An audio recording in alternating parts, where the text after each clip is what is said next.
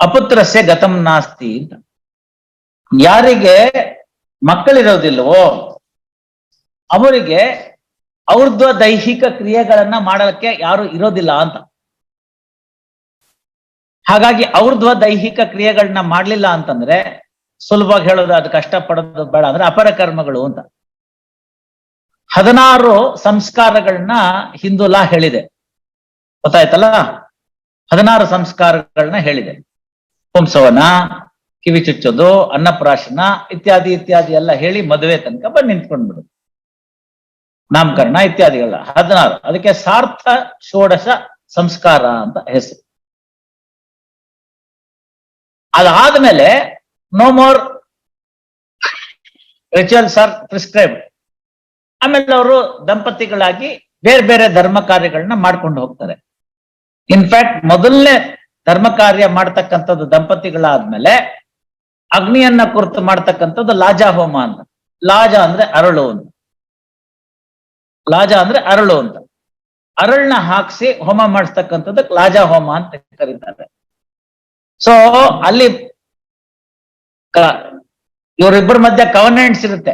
ಅವನ ಹತ್ರ ಹೇಳಿಸ್ತಾರೆ, ಧರ್ಮೆ ಚ ಅರ್ಥೆ ಚ ನಾತಿ ಚರಾಮಿ ಅಂತ. ನಾನ್ ಪೂರ್ತಿ ಸಹಕಾರಿಯಾಗಿರ್ತೀಯಾ ಅಂತ ಕೇಳ್ತಾಳವಳು. ನಾನು ಸಹಕಾರಿಯಾಗಿರ್ತೀನಿ ಅಂತ ಅವಳು ಹೇಳ್ತಾಳೆ. ನೀನು ಧರ್ಮದಲ್ಲಿ ನಡ್ಕೋತ್ಯಾ, ಮತ್ತೊಂದು ಸಂಪೂರ್ಣವಾಗಿ ತರ ನಡ್ಕೋತ್ಯಾ, ಅದನ್ನ ಬಿಟ್ಟು ಬೇರೆ ಏನು ನಡ್ಕೊಳಲ್ವಾ ಅಂತಂದ್ರೆ ಹೌದು ನಡ್ಕೊಳಲ್ಲ ಅಂತ ಹೇಳಿ ಒಂದು ಕಾಂಟ್ರಾಕ್ಟ್ ಇಬ್ಬರ ಮಧ್ಯೆ ಆಗತ್ತೆ. ಯಾರ ಸಮ್ಮುಖದಲ್ಲಿ? ದೇವತೆಗಳ ಸಮ್ಮುಖದಲ್ಲಿ. ಅದಾದ್ಮೇಲೆ ವಾಪಸ್ ಬಿಟ್ಕೊಡೋದು ದೇವತೆಗಳನ್ನ. ನಾಗೋಲೆ, ನಾಕಬಲಿ ಅಂತ. ನಾಕಬಲಿ ಅಂತಂದ್ರೆ getting the boarding pass for the gods who had come up to get back to their places ಅಷ್ಟೇನೆ. ಅದು ಬಾಯಿನಲ್ಲಿ ಬರ್ತಾ ಬರ್ತಾ ನಾಗೋಲಿ ಅಂತ ಆಗೋದು. ನಾಕಬಲಿ ಹಸ್ ಬಿಕಮ್ ನಾಗೋಲಿ. So the gods who have been invited for the purpose of witnessing this entire marriage will be sent back. They are saaf, right? So ಅದು ಅದಕ್ಕೆ ಮುಂಚಿತವಾಗಿ ಹೋಮ ಆಗ್ಬಿಡುದು, ಲಾಜಾ ಹೋಮ ಅಂತ. ಗೊತ್ತಾಯ್ತಲ್ಲ. ಸೊ ಇವತ್ತಿಂದಾಚೆಗೆ ನನ್ನೆಲ್ಲ ಧರ್ಮ ಕಾರ್ಯಗಳಲ್ಲಿ ನೀನು ಸಹಧರ್ಮಿಣಿಯಾಗಿದ್ಕೊಂಡು ನೀ ಮಾಡ್ಬೇಕು ಅಂತ ಹೆಂಡತಿನ ಸೇರಿಸ್ಕೊಂಡು ಮಾಡ್ತಕ್ಕ. ಸೊ ಇದು ಲಾಜಾ ಹೋಮದ ಪ್ರಕ್ರಿಯೆ. For further details you look into history of Dharmashastra by P V Kane. ಗೊತ್ತಾಯ್ತಲ್ಲ. ಸೊ 16 ಸಂಸ್ಕಾರಗಳು ನಡೆದೋದ್ಮೇಲೆ ಮುಂದೆ ಆಗ್ತಕ್ಕಂಥ ಸಂಸ್ಕಾರ ಏನಿದೆ ಅದಕ್ಕೆ ಅಪರ ಕರ್ಮ ಅಂತ ಕರೀತಾರೆ. ಒಬ್ಬ ಮನುಷ್ಯ ಸತ್ಬಿಟ್ಟ ಮೇಲೆ ಆಗ್ತಕ್ಕಂಥ ಕರ್ಮಗಳಿಗೆ ಅಪರ ಕರ್ಮ ಅಂತ ಕರೀತಾರೆ. ಔರ್ಧ್ವ ದೈಹಿಕ ಕ್ರಿಯೆಗಳು ಅಂತ ಕರೀತಾರೆ. ಅಂದ್ರೆ ಮನುಷ್ಯ ಸತ್ಬಿಟ್ಟಿದ್ದಾನೆ, ಅದು ಆತ್ಮ ಹೊರಟೋಗಿದೆ, ಜೀವ ಹೊರಟೋಗಿದೆ, ಆ ದೇಹಕ್ಕೆ ಒಂದು ಸಂಸ್ಕಾರ ಆಗ್ಬೇಕು ಅಂತ. ಆ ಸಂಸ್ಕಾರ ಆಗುವಂತ ಸಂದರ್ಭದಲ್ಲಿ ಬರೇ ದೇಹಕ್ಕೆ ಮಾತ್ರ ಸಂಸ್ಕಾರವೋ ಅಗಲಿದ ಆತ್ಮಕ್ಕೂ ಸಂಸ್ಕಾರವೋ ಅಂತ ಪ್ರಶ್ನೆ ಬರುತ್ತೆ. ಅದನ್ನೆಲ್ಲ ಮಾಡ್ತಾ ಹೋಗ್ತಾರೆ. ಅದೆಲ್ಲ ನಂಬಿಕೆ ಇಟ್ಕೊಂಡಿರ್ತಕ್ಕಂಥ ಹಿಂದೂಗಳಲ್ಲಿ ಬಹಳಷ್ಟು ಜನರಲ್ಲಿ ಇದರ ಬಗ್ಗೆ ನಂಬಿಕೆಗಳು ಇದೆ. Why Hindu, even in other religions, Christians ಅಲ್ಲಿ, ಆಮೇಲೆ ಮುಸಲ್ಮಾನರಲ್ಲಿ ಎಲ್ಲ ಇದೆ ಅವ್ರವ್ರಿಗೆ ಸಂಬಂಧಪಟ್ಟಿದ್ದಂತ ಸಂಸ್ಕಾರಗಳು. ಲಾಸ್ಟ್ ಡೇ ಆಫ್ ಸಪ್ಪರ್ ಅಂತ ಒಂದು ಮಾಡ್ತಾರೆ, ಮತ್ತೊಂದು ಮಾಡ್ತಾರೆ, ಈ ತರ ಎಲ್ಲ ಇದೆ. ಸೊ ಅದೆಲ್ಲ ಮಾಡಿದ್ಮೇಲೆ ಹಾಗೆ ಮಾಡ್ತಕ್ಕಂಥ ವ್ಯಕ್ತಿ ಪುತ್ರನಾಗಿರ್ಬೇಕು. ಯಾರಿಗೆ ಪುತ್ರ ಇರಲ್ವೋ ಅವ್ರಿಗೆ ಔರ್ಧ್ವ ದೈಹಿಕ ಕ್ರಿಯೆಗಳು ಆಗೋದಿಲ್ಲ ಅಂತ. ಹಾಗಾಗಿ ಅವ್ರಿಗೆ ಏನು ತಮಗೆ ಸಲ್ಲಬೇಕಾದಂತ ಸ್ಥಾನಮಾನಗಳು ಸತ್ತ ನಂತರ ಸಿಗಲ್ವೋ ಅದು ಸಿಗಲ್ಲ ಅಂತ. ಹೀಗಾಗಿ ಏನ್ ಮಾಡಿದ್ರು ಅಂದ್ರೆ ಈ ಕಾನ್ಸೆಪ್ಟ್ ಆಫ್ ಅಡಾಪ್ಷನ್ ಕೇಳಿ, ಸಗೋತ್ರದವ್ರನ್ನ ಅಡಾಪ್ಷನ್ ಮಾಡ್ಕೋಬಾರ್ದು. ಮಗ ಅಂತ ಹೇಳಿ ಬಯಲಾಜಿಕಲ್ ಕಂಪಲ್ಷನ್ಸ್ಗೆ ದುರುಪಯೋಗ ಮಾಡ್ಕೋಬಾರ್ದು ಅಂತ. ಅದೇ ತರನೇ ಮಗಳು ಅಂತ ಹೇಳಿ ಅವ್ರ ಮನೇಲಿ ಇಟ್ಕೊಂಡು ಫಿಸಿಕಲ್ ಅಟ್ರಾಕ್ಷನ್ಸ್ಗೆ ಒಳಪಡಬಾರ್ದು, ದುರುಪಯೋಗ ಆಗ್ಬಾರ್ದು ಅಂತ ಆ ಏಜ್ ಲಿಮಿಟ್ ಇದೆ. ಈಗ ಅದಕ್ಕೆಲ್ಲ ಬೆಲೆ ಇಲ್ಲ. 16 ವರ್ಷದೊಳ ಮೊನ್ನೆ 72 ವರ್ಷದೊಳನ ಮದುವೆ ಮಾಡ್ಕೊಳ್ಳಿಲ್ವೇ ಹಂಗೆ. ಆ ಕೆಲವು ಎಕ್ಸೆಪ್ಷನ್ಸ್ ಬಿಟ್ಬಿಟ್ರೆ ಮಗನಾಗಿ ನೋಡ್ತೀನಿ ಅಂತಂದ್ರೆ, ಮಗಳಾಗಿ ನೋಡ್ತೀನಿ ಅಂತಂದ್ರೆ ಆವಾಗ ಫಿಸಿಕಲ್ ಅಟ್ರಾಕ್ಷನ್ಸ್ ಇರೋದಿಲ್ಲ ಅನ್ನೋದು ಒಂದು ಪೂರ್ವ ಭಾವನೆ. ಗೊತ್ತಾಯ್ತಲ್ಲ. ಮೊನ್ನೆ ಸತ್ತೋಗ್ಬಿಟ್ರು ಇಬ್ರಾಹಿಂ ಸುತಾರ ಅಂತ, ಕೇಳಿದ್ದೀರಾ?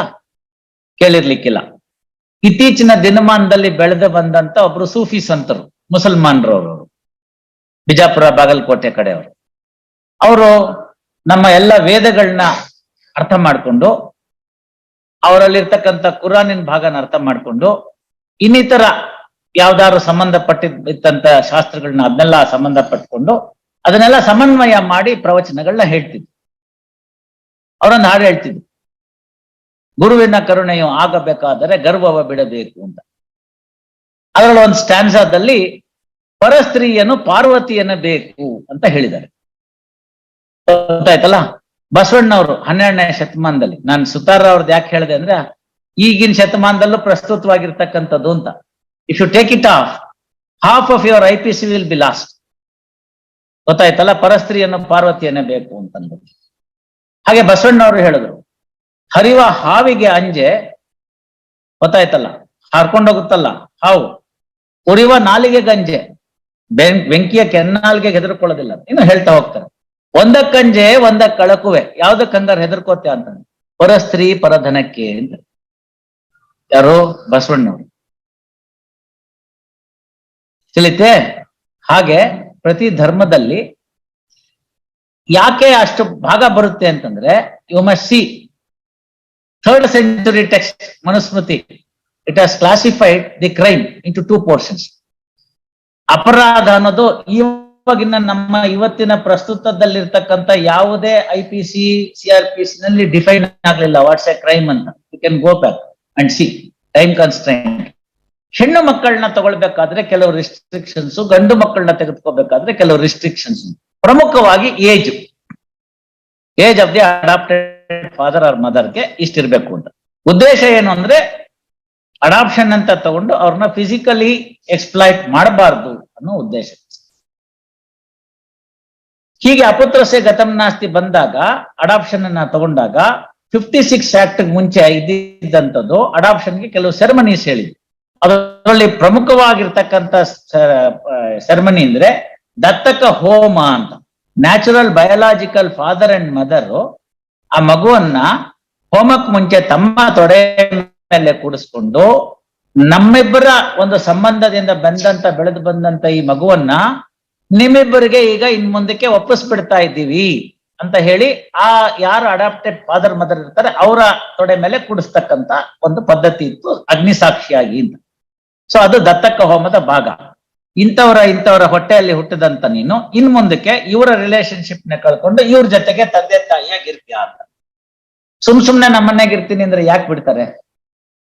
ಪ್ರಾಕ್ಟಿಕಾಲಿಟಿ ನೋಡಿ. ಮುಂದೆ ಅವ್ರಿಗೆ ಆಸ್ತಿ ಬರುತ್ತೆ ಅಂತಂದ್ರೆ, ಇವ್ರ ಬಡತನ ಇದ್ರೆ ನಮ್ಮ ಮಗ ಅಲ್ಲಿ ಚೆನ್ನಾಗಿರ್ತಾನೆ ಅಂತ ಹೇಳಿ ಅಲ್ಲಿ ಕೊಡ್ತಾರೆ. ಸೊ ಎಫೆಕ್ಟ್ ಆಫ್ ಅಡಾಪ್ಷನ್ ಹಾಗಾದ್ಮೇಲೆ ಏನಾಯ್ತು, ಅದನ್ನ ಅವಾಗ್ತಿನ ದಿನ ಏನೋ ಯಾರು ತಕರಾರು ಮಾಡಿರಲಿಲ್ಲ. ಓಲ್ಡ್ ಶಾಸ್ತ್ರ ಐತಿಲ್ಲ ನಮ್ಗೆ. 56 ಅಲ್ಲಿ ಅಮೆಂಡ್ಮೆಂಟ್ ಆದಾಗ 47ರಲ್ಲಿ ಸ್ವಾತಂತ್ರ್ಯ ಬಂತು, 50ನೇ ಇಸ್ವಿನಲ್ಲಿ ಗಣತಂತ್ರ ಆಯ್ತು. ನಾವು ಕಾನ್ಸ್ಟಿಟ್ಯೂಷನ್ ನ ರಚಿಸ್ಕೊಂಡ್ವಿ. 49 ಅಲ್ಲಿ ಅದನ್ನ ರಚಿಸ್ಕೊಟ್ರು. 26/11 that's why we call it as A constitution day. ಅವತ್ತಿನ ದಿವಸ ಅವರು ಅದನ್ನ 2 ವರ್ಷಗಳ ಕಾಲ ಅದನ್ನ ಮಾಡಿ ಎಲ್ಲ ಕೊಟ್ರು ನಮ್ಗೆ. ಅದನ್ನ ನಾವು ಅಪ್ಕೊಂಡ್ವಿ. ಆಮೇಲೆ ಅದನ್ನ ಆಚರಣೆಗೆ ತಂದ್ವಿ. ತಂದ ಮೇಲೂ ಕೂಡ ನಾನು 56ರ ತನಕ ಯಾವುದೇ ಕಾನೂನು ಇರ್ಲಿಲ್ಲ. 56ನೇ ಇಸ್ವಿಯಲ್ಲಿ ಹಿಂದೂ ಕಾನೂನನ್ನು ಮಾತ್ರ, ಇದನ್ನ ನಾನು I am specifying because this matter is now before the honourable supreme court being argued. Uniform civil code ವಿಷಯಕ್ಕೆ ಬಂದಾಗ ತಾವೇನಾದ್ರು ಇಂಟ್ರೆಸ್ಟ್ ಇದ್ರೆ ಅಲ್ಲಿ ಬರ್ತಾ ಇದೆ ಆರ್ಗ್ಯುಮೆಂಟ್ಸ್, ಅದನ್ನ ನೋಡಿ.